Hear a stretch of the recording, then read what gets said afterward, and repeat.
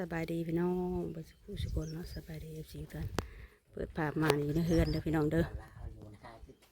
อยู่ไห่อยู่หน้าเนาะอยู่หัวอยู่สวนมื้อนี้อ่ะสบายดีน้องโอน้องโอคนใหม่มื้อนี้อยู่เถียงนาเนาะเอาพี่น้องบอกว่าลายยาหาเนาะพี่นี่ก็ ข่าวเรื่องเลย มาลุ้นน้ำกันเนาะบ่าวเวียงสีมาแจ้งข่าวดีน้องโอเลยเนาะมาบุกมาถึงเตียงไห้เตียงหน้าบุกฮอดไหนหน้าพุ่นแหละมื้อนี้น่ะของแม่มันโมแม่หน้าป้าโอหรือว่าเพิ่นมาเฮ็ดเวียกเด้ครับพี่น้องเพิ่นมาเฮ็ดเวียกสมมุติว่าเฮาสิหาน้องเมื่อก็มันก็สิค่ำเนาะโอ้ข้ามแท้มื้อนี้ค่ำอยู่แล้วนะปกตินี่นะไปเฮ็ดเวียกหน้าไผก็ค่ำอยู่แล้วแต่หน้าว่าเสร็จมื้อนั้นก็จักโมงเผื่อมามื้อ9 โมงเพื่อไปเผื่อมาเผื่อไปนาอีกบัดนี้ไปนาเราไกลเด้ไกลกว่านาแม่ค่อยอีกได้นานเขาบ่เซ็นวันนี้ต้องเมื่อขี่รถอยู่เพื่อนเราอีกเนาะขี่รถจักรบอกไว้ขี่รถจักรออกไปหน้าอีกบัดนี้โตค้ำพี่น้องเลยเผื่อเรามาหับเอากะเผื่อไปฮอนหน้าก็ช่วยอีกเนาะ9 โมงทีเดียวมันอันนั้นเบิดเวลานะฮะก็พอแม่นเบิดเวลาในการเดินทางนี่ก็หลายเติบนะพี่น้องทางไปเที่ยวได้เปิดหูเปิดตาที่ได้ข่อยแบบว่าง่ายๆว่าก็ข่อยสิบ่มาเอาเจ้าเมื่อช่วยก็มันยากเวลามันไก่ห้องหน้าข่อยน่ะบ่นั่นดอกเมื่อฮอดเฮือนกับแม่นฮอดหน้าเนาะเมื่อยกับนามันอยู่บ่ได้เมื่อยยังเมื่อยในการเดินทางไปรับไปส่งบ่มันอันนั้นหน้าบ้านอยู่แต่ว่ามันเอาไปส่งไปครับหน้าตีนบ้านบ่เลยบ่ได้เอาน้องเพิ่นFCกับคอมเมนต์อยู่คือบ่เอานมโอเมื่อให้ธนาช่วยบ่นั่นเนาะพี่น้องเนาะว่าเวียงผู้เดียวก็ไว้แล้วเนาะไหวอยู่คอยเฮ็ดไปนะครับเฮายังบ่แม่นย่ำแบบว่าย่ำดำเด้เอาไข่พุดไข่ยังก็ก๊อกแก๊กไปนี่ก็ได้อยู่แล้วเอามื้อนี้ก็คือว่ามีแต่ว่าอันมามอบเงินสมทบพี่น้องเนาะมามอบเงินสมทบให้ทางเงินบ่ลาวนี้ตื้อพี่น้องเนาะแต่ว่าบ่ฮู้ว่างบเพิ่นพอปิดพอหยังน่ะบอกคือว่าแนวใดคือว่านั่นนี่เขาก็ยังบ่ได้ฮู้แบบรายละเอียดนะเพราะว่าFCเพิ่นก็รอรุ่นอยู่แล้ววันนั้นวันคานวันพุธนี่เนาะหลายคนวันนี้วันหยังมื้อนี้วันพุธได้นั่นได้จังว่าพอ FC ยันเพิ่นคิดว่ามื้อนี้สิเป็นมื้อปิดอันดินของน้องโอนะเพราะว่าได้มีคลิปออกมาได้แต่ก่อนน่ะนี่เนาะ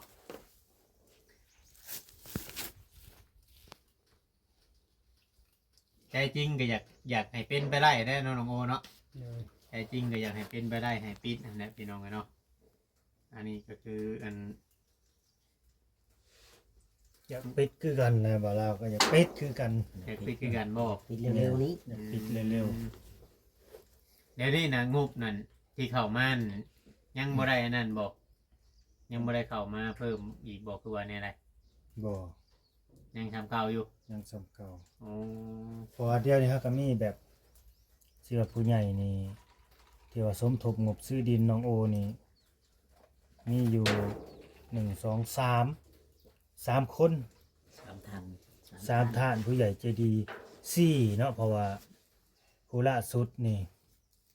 เป็นว่า2เอ้ยน้องเดี๋ยวว่า2 คนรวมกันแม่ใหญ่ใจดี2เอ้ยน้องเพิ่นอันนี้ล่าสุดคนแรกน่ะผู้เดียวโดยคนที่2กับผู้เดียวคนแรกก็สิกับครอบครัวเพิ่นนั่นแหละเอ้ยน่ะบ่ประสงค์ออกนามนะอยู่ต่างประเทศแล้วเพิ่นบ่ออกชื่อออกเสียงเนาะบ่ออกทำด้วยใจทำด้วยความเต็มใจและก็จริงใจขอเพียงแต่ว่าน้องโอเป็นคนดีและพ่อบ่กลับไปเป็นเหมือนเดิมนี่ก็ FC แล้วก็แม่ฮักก็ยังกำชับมาคือกันว่าอย่าเป็นคือบ่าวสิงห์เด้อว่าซั่นยกตัวอย่างบ่าวสิงห์จักเป็นในใดบ่าวสิงห์กูมื้อนี้ก็ดีคือบ่มีไผไปหาเลยเนาะบ่มีไผไปหาได้บ่ได้จนลืมเลยโซเชียลแหละล้นนะไปอยู่ในเฮือนบ่าวสิงห์นี่ไปฮู้อยู่บ่ จังหวะทุก เป็น ค ได้อันน่ะอันน่ะมอนักแต่หึงแล้วเนาะ แม่ ก็หูอยู่เป็นนั่น เขาหลอกไว้บ่หรือว่าจังใดเฮือน ฮะ เฮือนเบา โอ้ย สิง มีคนไปอยู่บ่แห้ง บ่แซ่นเอาคนไปอยู่ อ่ะ เด้ตัว บ นั้น นมอ เนาะ ในกระตกข่าวเลย เอาผู้ใหม่ไปอยู่เลยเนาะ แม่แม่ ไปอยู่ว่ามันได้3-4-5 เดือนแล้วบ่ โดนเติบแล้ว อืม อันนี้ก็ในกรณีของน้องโอนี่ก็มันยังบ่ถึงขั้นบ่สิงพี่น้องไอ้เนาะ แม่ แต่ น ก่อนหน้านี่คือเฮาฮู้ๆกันแล้วคือทางบ่สิงบ่เวียงก็เลยได้อันไปสัมภาษณ์หรือว่าไปสัมผัสอันพ่อเราแล้วพี่น้องเนาะก็ไปถามแล้วพี่น้องไอ้เนาะก็เพิ่นเคยเอาไปบำบัดนู่นนั่นนี่เนี่ยออกมาก็เป็นคือเก่าหั้นนะมันก็ต่างกันพี่น้องไอ้เนาะคือทางเงินน้องโอนี่ อันน่ะก็สิซ้ำกับสาวใบสิหนักกว่าจังหน่อยบ่เบาสิง จังว่า ข่อยว่าสิประมาณนั้นพุ่นแหละเพราะว่า เออคือทางน้องโอนี่เรายังหูจักหาเฮ็ดเวียกเฮ็ดงานตอนที่อยู่โตคนเดียวเราก็ไปหารับจ้างรับหยังหากินพอได้เงินชื่อใช้ปากแก่ท้องเนาะน้องโอเนาะถามว่าเคยอดข้าวบ่ว่าบ่ได้เคยอดแต่เครือหันนะโกเฮาสิว่า ยังบ่ถึงขนาดนั้นเนาะ แม่นแต่บ่ได้เคยแบบร้อนจนห้องคือบ่ซิงบ่เคยเนาะ บ่เคย ยันว่าเคยโดนห้องว่าจริงแล้วห้องก็สิว่า เห็นผีบ่ แม้บ่ฮู้ว่าเราเห็นหยังคือกันเราไปเอาอันกระดูกผีกระดูกหยังมาน้ำเฮือนน้ำหยังอะนะตอนนั้นน่ะ อืม ในแบบบางคนก็ มันก็สินำมาแหละว่ากันสิเว้าก็ได้ บางเทื่อก็ภาพจินตนาการหลายนะคือ เป็ ทาง น นอก น้ำประสาทของคนเป็นน้ำประสาทบ่ดีก็เป็นไปเบิด อืมเจ้าก็เริ่มจะนั่นได้แล้วว่าเดี๋ยวนี้ตั้งแต่พัวพันกับยูทูบเบอร์หลายๆคนเพิ่นแนะนำให้คำดีๆนู่นนั่นนี่ถอยแล้วเนาะทักแน่ได้ โดย ยาชงยาสูบกระโดดพอดนะบอก โซ่ทำมือห่างกับเบิด ช่องหนึ่ง สบายใจเลย ช่องจำมือหากระเบิดช่องหนึ่งเริ่มโดดพอดน้ำเน็บมันพ่อกับแม่เจ้ากับญาติกันสูบยาได้จังเมาน่ะ อืม เออ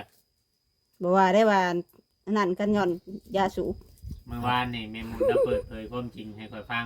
แม่นว่า ว่าผัวบ่อยากให้เมียสูบยา เขาหมดแม่หมดกับพ่อจอย บัดผัวสิสูบคนเดียวผัวบอก อืม แล้วก็ให้กันพิดเตียงกันเอาไปซื้อเหล้ามากินหนดเลยบ่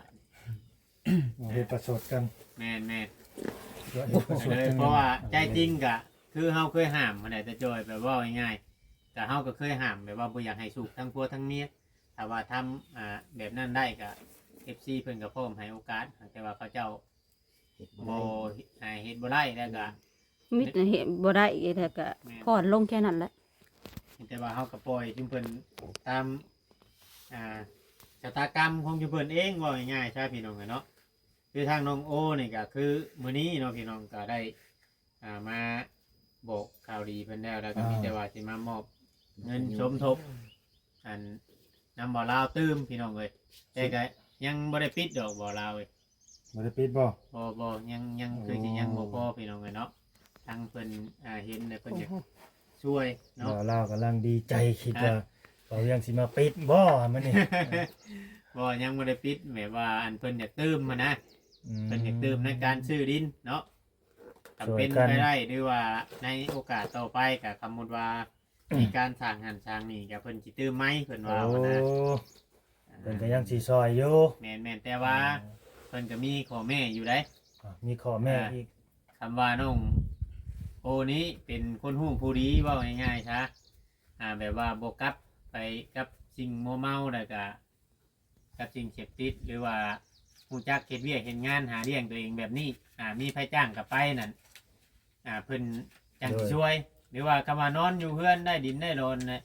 นอนอยู่เพื่อนน่ะบ่เฮ็ดหยังโชกกระปรกขยอกขยะเกลื่อนอยู่น่ะ บ่ เพิ่น หาหยังเนาะ เพิ่นสิถอยเพิ่นว่า โอ้ เพิ่นเว้ามาแบบนี้เด้อน้องโอเด้อ โดย มีแต่ว่าให้เจ้านั้นสมมุติว่าเพิ่นหลายๆคนเนาะตื่มกันกับเพื่อเพิ่นอยากเห็นนั่นความก้าวหน้าของเจ้าเพราะว่ายังหนุ่มยังน้อยอยู่เนาะ แม่น ยังเทื่อได้ลูกได้เมียต่อไปก็เฮาพัฒนาตัวเฮาเองก็บางสิ่งบางอย่างก็อาจจะดีขึ้นแหละเว้าบ่ได้เด้ ผู้หญิงก็เขาต้องการแบบคนที่จะหาเลี้ยงเขาได้เด้ แม่น บ่แม่นว่าเฮาสิถ้าลมเป็นต่อรูปรอเป็นร่องมันบ่ได้เด้แบบนั้น อืม หาเลี้ยงเขาบ่ได้เขาก็หนีเด้ แม่แนว อยากฟังบ่ เฉลย จะเลยได้เนาะ เฉลยเลยเนาะพี่น้องเอ้ยบ่เพียงเฉ มี ลย แต่ว่าเพิ่นมีตื่มมาอยู่ 5,000 บาท 5,000 แม่น อ๋อ 5,000 บาทเด้อเป็นเงินของแม่คิมมันแหละ โดย เป็นเงินของแม่คิมผู้เพิ่นจะสร้างเรือนคุณตาคุณยายแต่เมื่อวานนี่ก็ได้ตากับยายบ่ แม่นจะได้คุยแล้วกับก็ได้บอกเพิ่นใหม่ได้ทางตาทางยาย บ่ ก็ ติเพิ่น ยัง เนาะ ไงก็แปลว่าบ่ได้ยันว่าจะเพิ่นบ่ได้ว่าเพิ่นสิปะแต่ว่า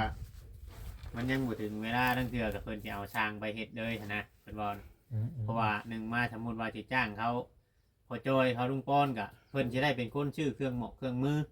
นั่นนี่คือเก่าหั้นนะเพิ่นว่า อืม เพิ่นเว้ามาแบบนี้ ก็เลยแบบสิจ้างสร้างเลยบัดนี้ แม่นแต่ ที่เขามีเครื่องมือครบ แม่นถ้าหาสร้างหาหยังได้ก็คือว่าเวียงขึ้นไปก็มีแต่ว่าขึ้นไปถ่ายคลิปให้เพิ่นเบิ่งซื่อเพิ่นว่า อืม เพราะว่าแต่สิ่งที่เฮาเฮ็ดผ่านมาก็เครื่องมือก็มีแต่เฮาซื้อหั้นนะ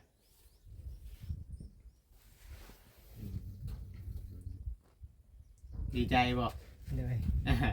มาเพิ่มอยู่5,000 บาทพี่น้องเลยเนาะดีใจ ใกล้เลยเด้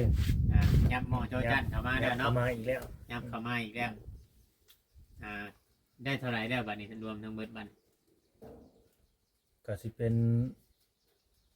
38,500เนาะ 38,500 แม่น ใกล้แล้วพี่น้องเลย 38,500 บาท เลข38บ่มื้อนี้เนาะ อืม เมื่อคืนเนี่ยมันออก31เลยเลขยัง31นี่ ในกุ้งได้เมื่อคืน อืม 31ติ แม่ในกุ้งกวนงอดได้เมื่อคืนนี่นะใกล้แล้วพี่น้องเนาะมีแต่ว่า หวังว่าผู้รักผู้ใหญ่เนี่ยพี่น้องเอ้ยจะมาชมทบตื้มเนาะพี่เนาะให้เดือด ทะเบียนรถที่ออกทะเบียนรถมันคือบ่ฝันหยังไงเนาะ คือบ่ชื่อ กันแล้วคือบ่เห็นฝันจ้ะ บ่ได้เคยถือคือบ่เคยชื่ออยู่บ่ บ่เคยบ่ได้ซื้อ บ่ได้ชื่อเลขเนี่ยมันสิอยากถึงเนาะ อืม เป็นไปบ่ได้แล้วตัวนี้ก็ได้ ต้องซื้อตลอดเด้ ต้องฝันมาบอกแล้วจะสิซื้อ เอามีแต่ว่าสิมอบเงินให้บ่ลาวได้ไปนั่งอยู่พุ่นได้บ่ลาว นั่งผมบอก เนี่ย ไปหับโซกหับสับน้ำกันบัดนี่ ชักเที่ยว หับสับหับโซกน้ำกันเอ้ยได้จับเงินอีกแล้วมื้อนี้พี่น้องเอ้ย เพราะฉันก็สิถ้าบ่จอยมานำของเนี่ยมาน้ำปลาก็ย่านคือ ย่านบ่ เพิ่นเบียร์เนาะโย อ่า พอแห้งเลยเนาะไปหาทางใดมาคืน เงินหมู่นี่มันนั่นย่านไหนสมมุติว่าเฮาไปในป่าน้ำร้อน บ่ได้อุ่นเลยเนาะ แม่น ย่านแน่นั่นแหละบางทีแบบ เนาะ1 2 เกิดข้าวซวยได้ใช่ บ่แม่นของ พี่น้อง FC เงินสมทบที่ดินน้องโอ้ยจากครับ จากแม่ บ่เห็น น้อง เนี่ย เบนจากเป็นคิมเพิ่นอยู่เพิ่นเป็นคนไทยเป็น คิม อยู่อังกฤษเพิ่นได้พี่น้องเลยเนาะ โอ้ เป็นคนไทย อยู่เมืองนอกอีแหละ อยู่ทางอังกฤษ แม่คิม 5,000 บาทน้องโอ้ จับน้องโอ จับ อยากจับน้ำอีก จับน้ำแน่เห็นว่ากันดี คุ เนาะ ณก็ต้อง จับอันพอได้อันนั่นบ่ อ่า มีแต่ เบิ่ง ว่า อ่ะ หมอก เอาเก็บดูค่ะ น้ำมือเอากัน ขอยังไปซื้อขาแกงไปแกงมาลายตาย้อนเด้ เดี๋ยวยังจับเข้ามานั่งที่ได้ได้ป่ะ เรียบร้อยเนาะ แม่นมีแต่ให้บ่เราเก็บไว้พี่น้องเลยเนาะ ขอบ ตื่ คุ ม ณ กันเข้ามา ขอบคุณแม่กินยายกินเนาะ โดย ที่ว่าสม จักไม่กินยายกิมบัดเนาะ ได้ฟังสองอย่างแหละที่เพิ่น จังหน่อยแล้วว่าคือเอิ้นยายคัก เงิ แท้ นซื้อ ยังบ่ได้ ที่ เฒ่า ดินน้องโอเนาะตอนนี้ก็ทั้งเบิดทั้งมวลก็ 30,000 บาทพี่น้องเอ้ย โดย จากราคาเต็มนี่55,000เนาะยังขาดอยู่เท่าใดบาทนี่น้องโอ มีเป็นพัน 500ขาดเท่าใดบาทนี่ขาดอยู่หมื่น 10,000 ฮะ 15,000 11,500 ขาดอยู่11,500บ่แม่นติขาดอยู่เท่าใดเนาะ 20,000 เบิ้งอะไร เนาะ 55,000ตอนนี้มีอยู่ 38,000 385 บ่38,000 อืม หัวบ่ไป3บาทนี่ ยังอยู่ทรง หัวบ่ไปมันแบบ 3,800เนาะ ลบ แม่น มาบวกอีกลบตัวบวก หนึ่งก็ถ่ายแล้วช่างสวย ถ้าอยากเอาสองคน 15,000ได้เนาะคิดดินเนี่ยเนาะ 50,000 ผมขาดอยู่อัน หมื่นเท่าไร ปลายพุ่นไหน หมื่นเท่าไร ตอนนี้นะแต่ละคนนี่เบิ่นนะ 1,500นี่ เออ บ่บ่ถึงไหน 11,500แม่นบ่ 16,500พุ่นไหน 16,500 อ๋อยังขาด16,500 อีกไปที่เนาะไปอีก5,000 ขาด16,500 ขาดอีก16,500พี่น้องเอ้ยเนาะ ยังมี500อีกเนาะ แม่น เพราะว่ามันมีปลายมัน500เลย55,000บ่คิดดินทั้งเบิดทั้งมวลอ่า เป็นครั้งแรกได้นี่ที่ได้มาหับโชคนำน้องโออยู่ไห้อยู่หน้าพี่น้องเอ้ยเนาะ มาเลย ก็ดีใจนำหั่นแหละเนาะน้องเพิ่นได้เพิ่นมีเฮาก็ดีใจนำพี่น้องเอ้ยเนาะเพราะว่าก็อยากให้มันสำเร็จภารกิจนี้นะไปทีละขั้นตอนเนาะ แม่น เบิดเวลาบ่าวลาวเลยเด้อบ้านนี้สิเข้าไปอยู่ จุดเดิมเลย เอามาได้ไหม ล้างกล้องคือ เดี๋ยวว่าเบิดสิลงไปไทย นา นาซะดอกคำว่าอยู่ ก็คือว่านั่นแหละน้องพี่น้องเนาะก็ดีใจน้องเพิ่นอยู่ก็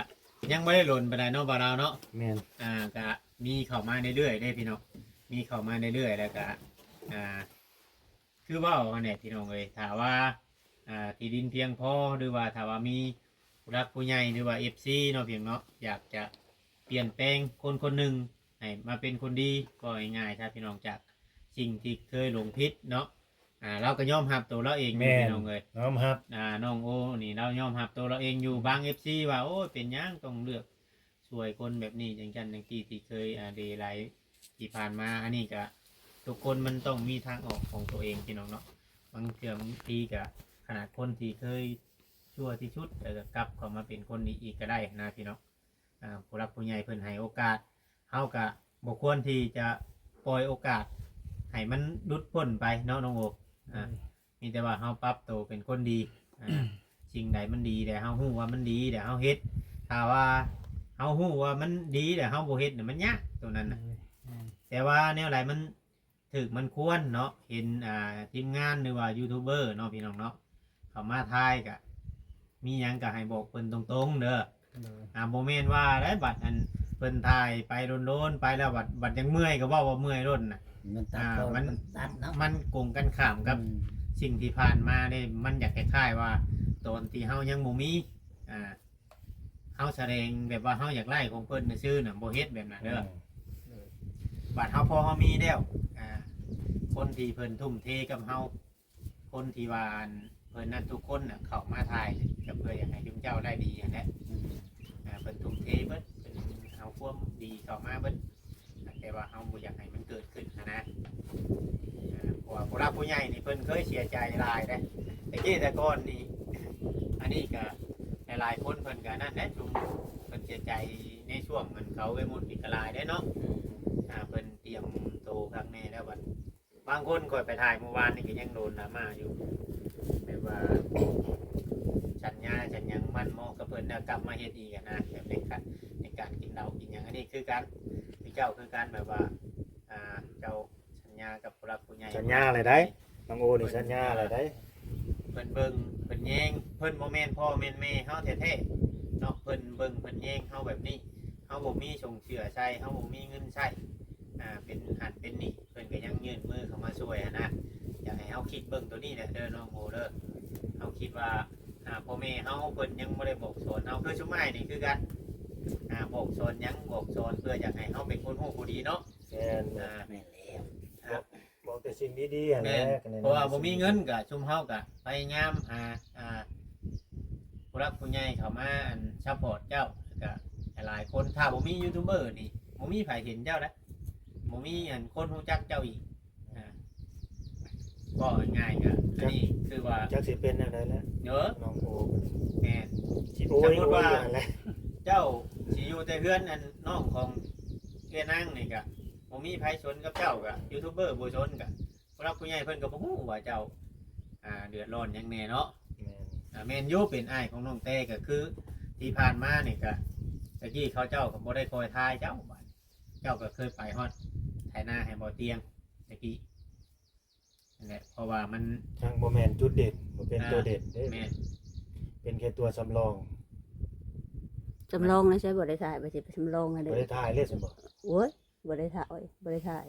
ก็แบบผ่านไปทายเด็กๆน้อยๆแต่ว่าแบบว่าบ่ได้อันนั้นเนาะ เป็นเด็กผ่านหน้ากล้องซื่อ ก็มีแต่ว่าให้ตั้งมุกตั้งใจไม่เด้อบัดนี้เด้อ